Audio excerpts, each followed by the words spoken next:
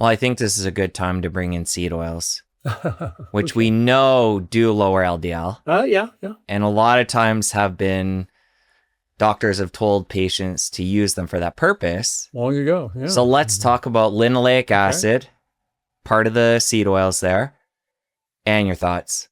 Oh, okay. Well, that's a kettle of fish, isn't it? So yes, linoleic acid is a essential fatty acid. It's very much like ALA on the omega-3 side. It's got 18 carbons like ALA does, but it's an omega-6 fatty acid, which simply means it has a slightly the first double bond in the molecules is on the sixth carbon instead of the third carbon, which is where the omega-6 and omega-3 names come from. Linoleic acid is the most common essential fatty acid in our diet. We eat probably 6-7% of our calories come from linoleic acid in the modern American diet. Soybean oil is far and away the most common source of it. Soybean oil is about 50% linoleic acid. Corn oil is the same. Cottonseed oil is the same, but then sunflower and safflower oils nowadays are low in LA. In any event, LA comes to us that we can't make it. That's why it's an essential fatty acid. And it is the precursor for a variety of molecules. Most important probably is a thing called arachidonic acid, which is a sort of a cousin to EPA. They're both 20 carbon fatty acids. EPA has 5 double bonds, arachidonic acid has 4 double bonds, which doesn't sound like much difference, but the kinds of molecules made from EPA versus arachidonic are quite different in bioactivity. And so there's been a belief for many years that the omega-6 fatty acid, linoleic acid, is pro-inflammatory. And it's gotten labeled like that for a long time. And then people have gotten onto this omega-6, omega-3 ratio as being an important metric, which I'm not a particular fan of. But the omega-6 fatty acids we get from seed oils, linoleic acid, have been severely vilified, and I think inappropriately, because it's the science evidence doesn't support it. So you want me to go into some of that? Well, to me, there's two different areas to dive into here. Sure. Linoleic acid, which is coming from the seed oils, Right. and then the processing of the seed oils, Yeah. Two factors. which in and of itself is likely problematic. Yeah, and those are you're right to say those are two completely separate questions. The linoleic acid could be neutral or even good for you, which I think it is. And there may be other products made in heavily reheated oils that might not be good for you, but it has nothing to do with the omega-6s. So it kind of like to separate those two questions. They're really unrelated.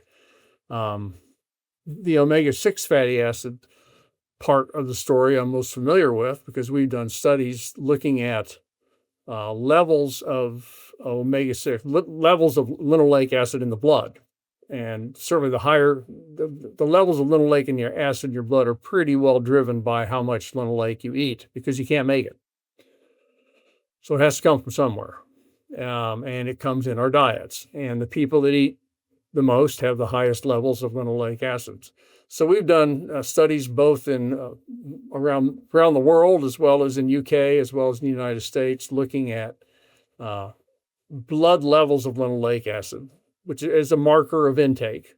Higher levels in the blood, higher intakes.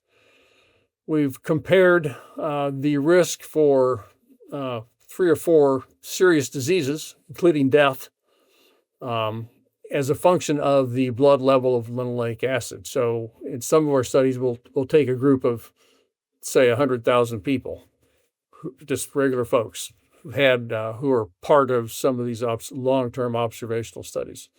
We know what their blood level of linoleic acid is when the study starts. They're usually in their 40s or 50s when the study starts, and maybe their 60s.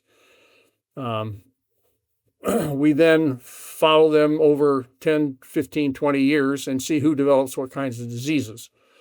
And the if linoleic acid was a bad player, was bad for you, higher levels in the blood should predict higher risk for major disease outcomes, meaning the more you got in your blood, the more disease you ought to get. That's the hypothesis that the omega-6 is bad for you, would say. What we see is uniformly that the higher the level of omega-6 linoleic in the blood, the lower the risk of getting heart disease, of getting diabetes, of dying from anything. Put all, everything together in the pot, premature death. So low omega-6 associated with higher risk for premature death. Low omega-6 linoleic associated with higher risk for heart disease and diabetes. That's not the kind of thing you would find if linoleic acid was bad for you. You would find the opposite. So being driven by the data, I think that speaks more to me than looking at metabolic pathways and saying, oh, well, this thing competes with that thing, and therefore this is going to make that, and that's going to make this, and then you're going to get sick because of that. I don't care about that stuff. If the actual life and death data say the omega-6s are good for you, then you can talk about metabolic charts all day long, and it doesn't make any difference. And we do know they are essential. We do know they're essential. Again, yes. Separating that from the fact that when these oils are processed, a lot of nasty things are done. Well, I guess it depends on what you mean by processed. I mean, when they're used at McDonald's to fry French fries for 5 days in a row, yeah. But that's not standard processing of oils. Usually the oils that you get, like the grocery store that are soybean oil, they have, again, like about 50% linoleic acid in them. And that's what gets into, I mean, we don't just drink oil. I mean, like you alluded to that earlier. Yeah, in the 70s, doctors were telling people to take tablespoons of corn oil to lower their cholesterol, because it did, if they replaced saturated fat for it. Anyway. But I'm not convinced that just the standard of cooking oil, vegetable oil that you get in the grocery store has been processed and damaged in a serious way that affects health. It's hard to imagine how that could actually be the case if a biomarker of seed oil intake is the blood linoleic acid level, and to some extent it should be. The more linoleic acid's in the food, the more it gets in your blood, the higher level you got, which kind of means the more oil you're eating. And if these oils are dangerous or harmful, then you would think, well, there should be some health consequence to that. But wouldn't we need to parse out the difference between getting them from the oils versus whole foods? Well, it'd be nice. I don't know how many people, that's the problem. I think in studies we've done, we just do large populations, and I don't know off the top of my head, in the general population, which is what we're working with, what percent of the linoleic acid comes from what we would call a whole food versus a food that's been prepared, processed, for any number of ways. It's a great question.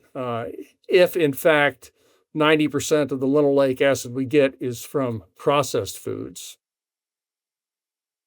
then we would have to say those processed foods, if linoleic acid in the blood is a biomarker of the intake of those foods, that they're not harming us. I mean, maybe we could be even healthier potentially without them, but they seem to be living longer with higher levels. On the other hand, to your point, if we found that 90% of the linoleic acid's coming from natural, unprocessed, and it's hard to imagine this in America, foods, then you'd say, yeah, well, maybe it's just the kinds of foods you're getting them from. That's why it's.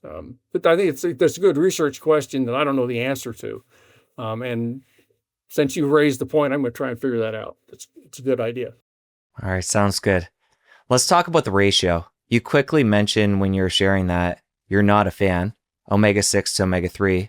Why not? Oh, well, one reason I've already mentioned well, I didn't say it out loud. When you make a ratio of things, typically it's a bad to a good. You don't make a ratio of a good to a good. There's no point in that. It doesn't tell you anything. And if linoleic acid, the primary omega-6 in the diet, is good, and we think omega-3s are good, then why make a ratio? That doesn't make sense. Secondly, when we say omega-6, we're talking about in the diet 2 different fatty acids, in our blood about 7 different fatty acids that are of the omega-6 family. 2 of them in our blood come from our diet, or, well, one of them does, linoleic acid.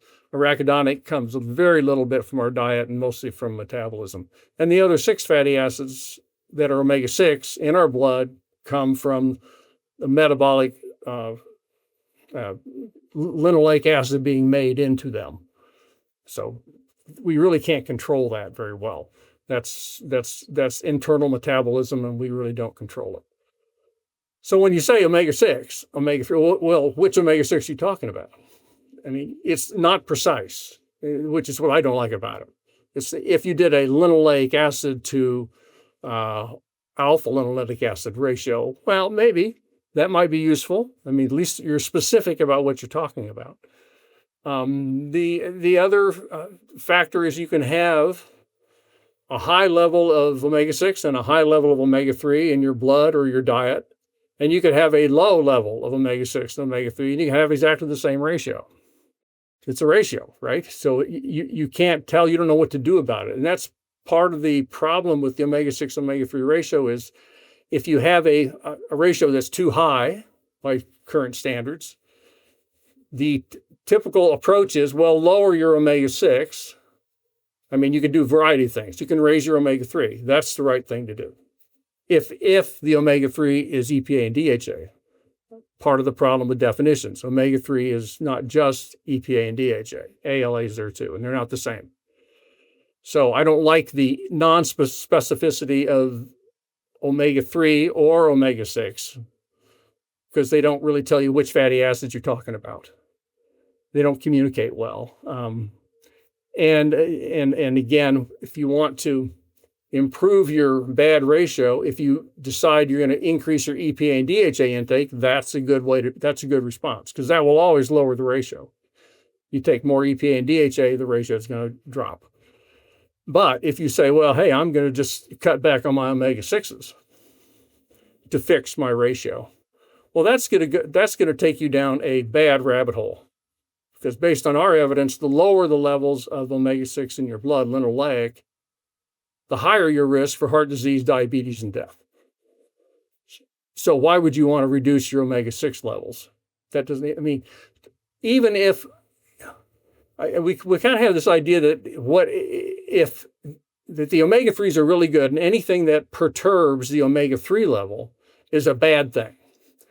Well, that's not necessarily true because it could be that linoleic acid, higher linoleic acid, which would reduce the conversion of ALA to EPA, true, then that must be bad. Well, what if linoleic acid has its own independent beneficial effects that have nothing to do with the omega-3s? Well, then reducing its intake is not a smart thing. That's the trouble with thinking this black and white, good guy, bad guy mentality on omega-6, omega-3 ratios, which is why our blood test is focused, the omega-3 index is focused on EPA and DHA. We don't care about omega-6. We don't care about linoleic acid. What Americans need is more EPA and DHA and not to worry their socks off about omega-6, which is unfortunately what's going on now. All right, to close the chapter on seed oils, before we move forward, go ahead if you want to share something. No. I just feel like I was running off at the mouth there. But no, that was great. Okay. So you're not afraid of the seed oils. No. Linoleic acid, you're a fan of. It sounds like the one piece you still want more clarity on, which I'd like more clarity on, is getting the linoleic acid through whole foods versus the heavily processed seed oils. Yes, I'd like to get more clarity on that. The next guy that asks me that question, I want to have an answer for and say that, yeah, but the evidence we have that 80% of the linoleic acid we get comes from foods that are unprocessed. Well, that'd be great. That'd be good to know. But I don't think that's going to be the case.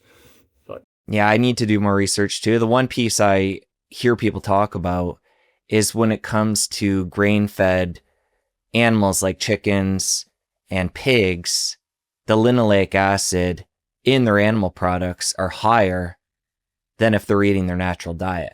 Could be. So I know people are getting linoleic acid through those means who are eating those foods.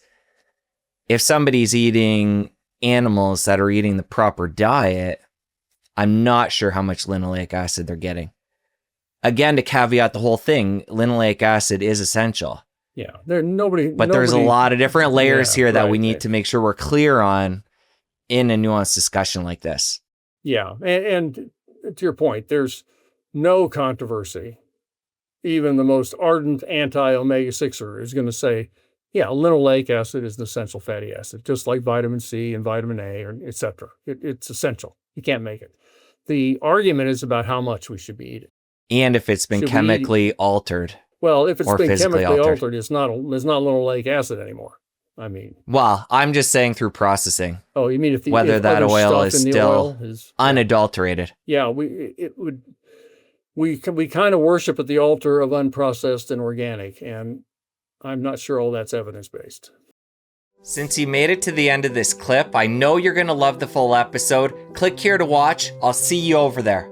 The omega-3 story really started in the 70s with cardiovascular disease. The omega-3s were really shown to do a variety of things. One is they lower levels of one of the blood fats called triglycerides, and lowering levels of that is